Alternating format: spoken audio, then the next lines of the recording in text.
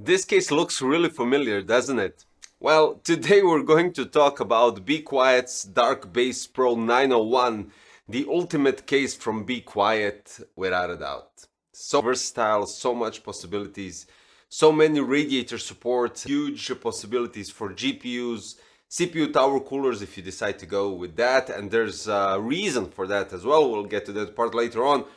Huge power supply shroud with loads of stuff going on inside, everywhere literally. So yeah, I think it's time to break it down to the maximum and give you guys loads of information, because this will be another video that will go over 10 minutes most likely. So what does it come with? As you can see, the first thing that you'll notice, and without the fans, which are Silent Wings 4, two on front and one at the back, 140mm.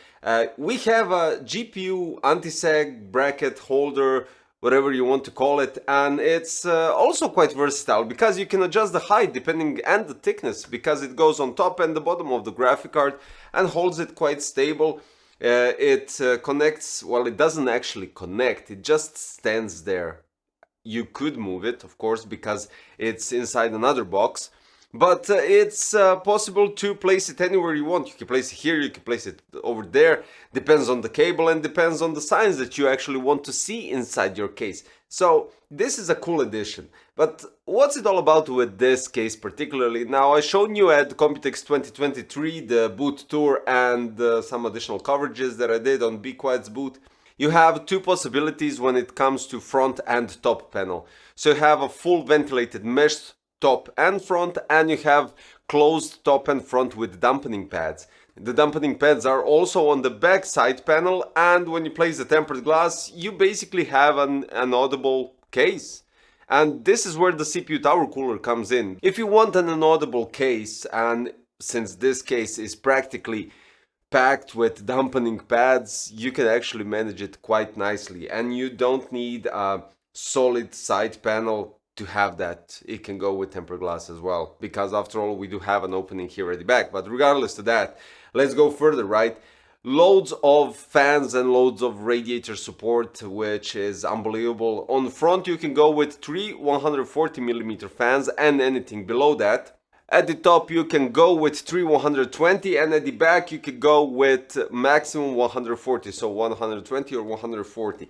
When we're talking about the radiators, at the front you can place 420 radiator, at the top 360, and at the back up to 140. So everything is up to. So when we take into consideration the front, you can go 240, 280, 360, 420, at the top 240, 280, 360, and at the back 120, and of course 140. Now, to add something more to the side when we're talking radiators and side, at the side panel you can actually place next to the motherboard the 360 up to 360 radiator, which is quite nice because it gives you an option to combine everything as you wish.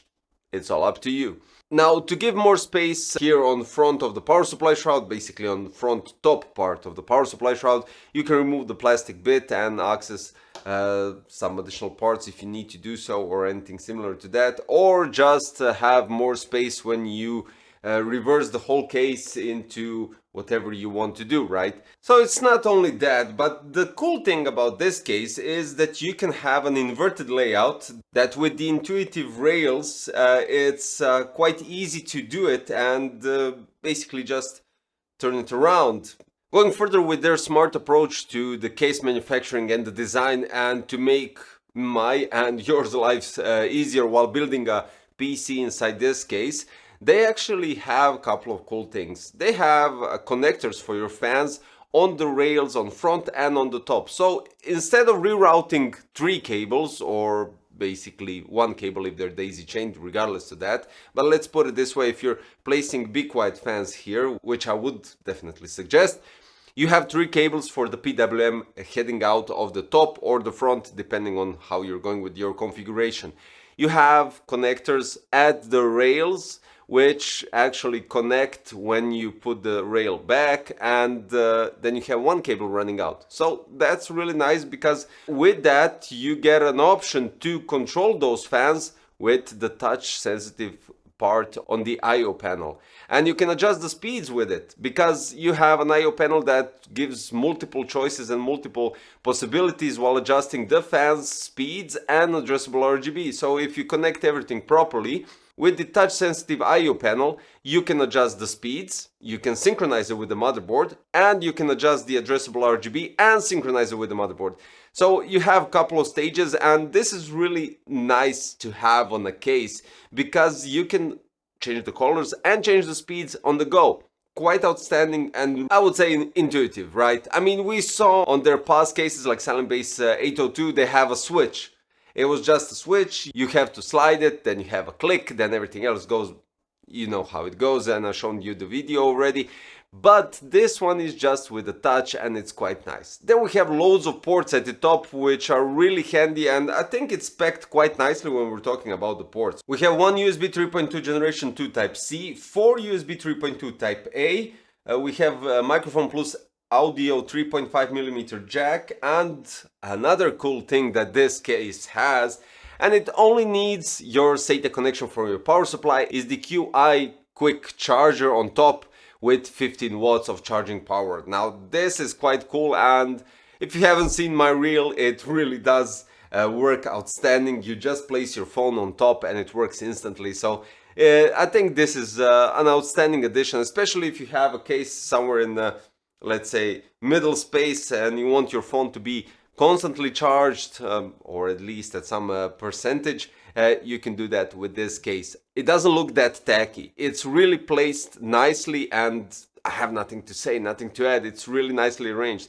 The front panel, you have this mesh front, and you have some sort of a brushed aluminum look-alike. I don't know if it's a thin aluminum or whatever, but it really does look outstanding even without the mesh front. And then we go to the bottom, where we finish up with the nice LED strip on front and here, which can be adjusted on top because they're already pre-connected.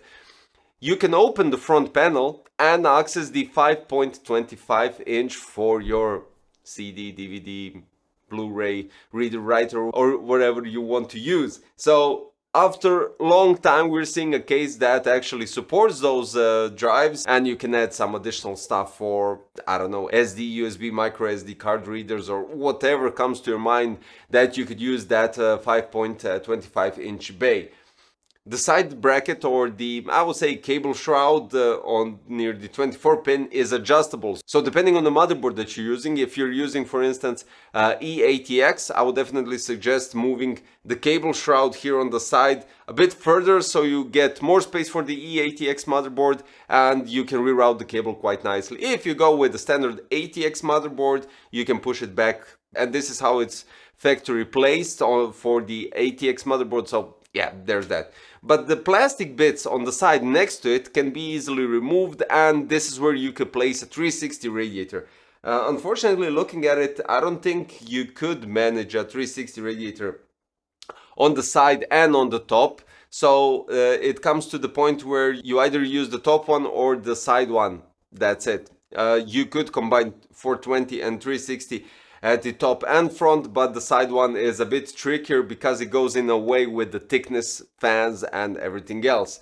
Because of that, at the back we have an opening that helps with the airflow, so the back solid panel isn't solid. It has actually a mesh part, so it kind of makes good for ventilation if you decide to do that.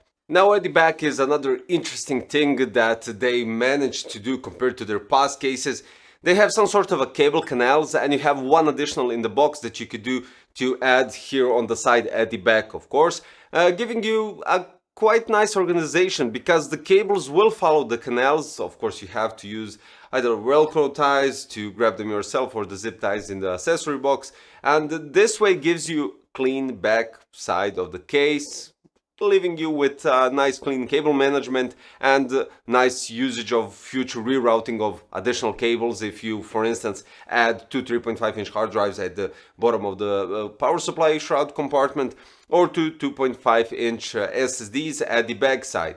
All the shrouds are nicely arranged, so they're going around the motherboard chassis, and all the EPS cables can be nicely rerouted. 24 pin, all the cables. So all in all, I would say that the side panel at the back was very easily closed, since it does have loads of space, and when you place the cables inside those canals, you actually don't have to, you don't have to worry about closing the panel, because the canals are made that way so they kind of restricted the cable from going out of its possible range. Let's put it that way. In those terms, you could close the side panel with ease. All in all, an outstanding case, but we haven't finished yet because we have to go and check out the thermals. Now I went with two benchmarks, two different benchmarks, in terms of checking out how it is when we're running with full closed panels and when we're running with open panels, so closed solid panels and mesh panels. So I know it's a bit, let's put it this way, a mid-range build compared to the high-end chassis that we have here. But yeah, regardless of that, this is purely for benchmarking, so we can compare and get some results. 7600X with 4070 Ti graphic card. The processor with solid panels went up to 88 degrees, GPU went up to 64 degrees, and clock on CPU went up to 5350 MHz. With the mesh panel, the CPU went up to 86 degrees, GPU went up to 63 degrees, and the clock speed went up to 5425. So we can definitely see the difference when we have a mesh panel. Now let's go further. We have Corona 1.3, and I'm skipping Cinebench because there's loads of data here. Let's go with smaller ones. Corona 1.3, 77 degrees in both scenarios and 5425 MHz clock speed for the processor, which includes the same result as 1 minute and 43 seconds while finishing the render. But with the solid panel, and I think this might be benchmarking error in terms of difference when we're talking about running multiple tests. The solid panel got 4,691,000 V-Ray samples, while with the mesh panel it got 4,707,000 samples. So you can see a bit of a difference, but when we're talking about millions in score for benchmarks, thousands are something to disregard. But Cinebench shows the real difference, while including IDA64, so Cinebench R23. We had with solid panel varieties in thermals, so it goes from 86 to 87. It mostly ended up at 87, but regardless of that. And then we have CPU clock speeds, which ranged from 5300 to 5325. It didn't go that much up to 5325, but it did go up and down regardless of that. So results started at 14,259, but immediately went up on the third run with 14,300s, and then it almost reached 14,400s, but it stayed, I would say, somewhat stable with an average of 14,350.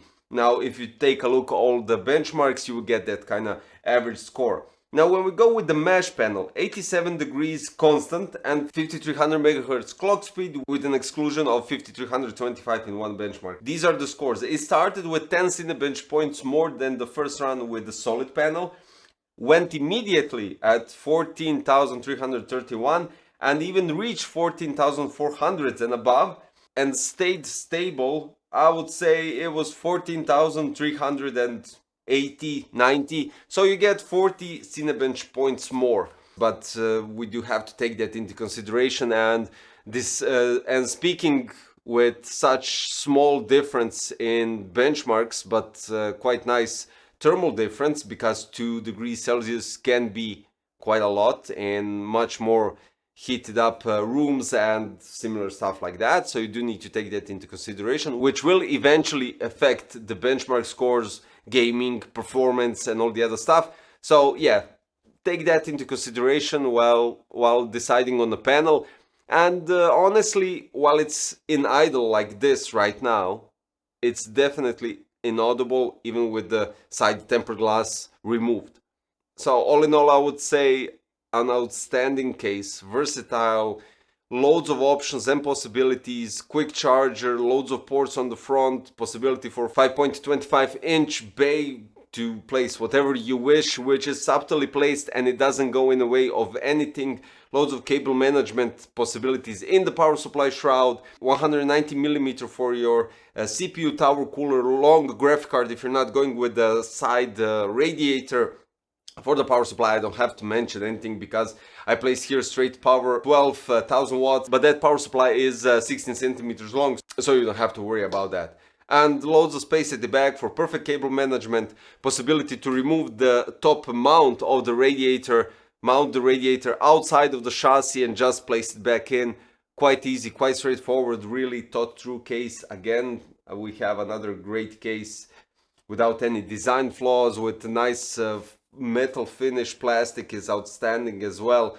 And what to say, I don't have anything else to add here on such a case that was long waited. I do have to say, I was actually questioning myself before Computex, will Bequiet present a new case over there so that I or other reviewers can say, wow, this is what we were waiting for, another outstanding case from Bequiet. In those terms, I don't know if I should give 2 badges, because I'm torn. It can be Best Buy, it can be, well, it could be this bad.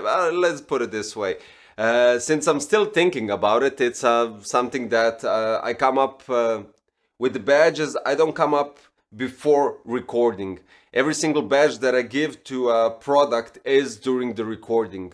So when I go again after building and after finishing the build and after benchmarks and everything, and when I talk here in front of the camera and when I take a look again throughout the whole chassis once more, then I decide to give the badge. It's basically how it goes. I don't decide to do that beforehand because in those terms I actually sometimes find out something else that I didn't notice while building, so it kind of in those terms, this is how I decide on the badges. Definitely a PC Crazy Performance badge, because if you don't want to have a silent, well, inaudible build, you can always go with the performance, placing the mesh on top and front. And with any cooler that you place, it's going to perform. And if you add one more Silent Wings 4 on front, because you can, it will have much more intake, better intake for cold air and such stuff. So I would say definitely PC Crazy Performance badge.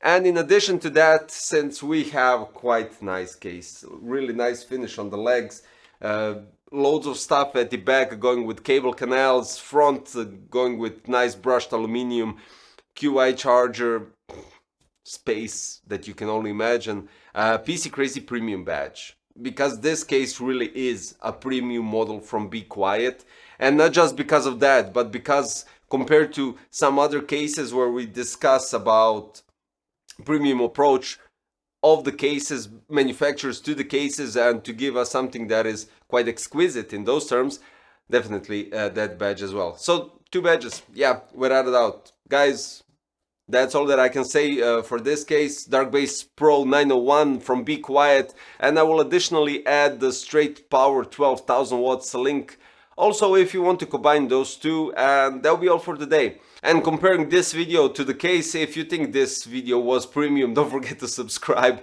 hit the like button and click the notification bell for future content coming right up. Thanks for watching, see you tomorrow, bye bye.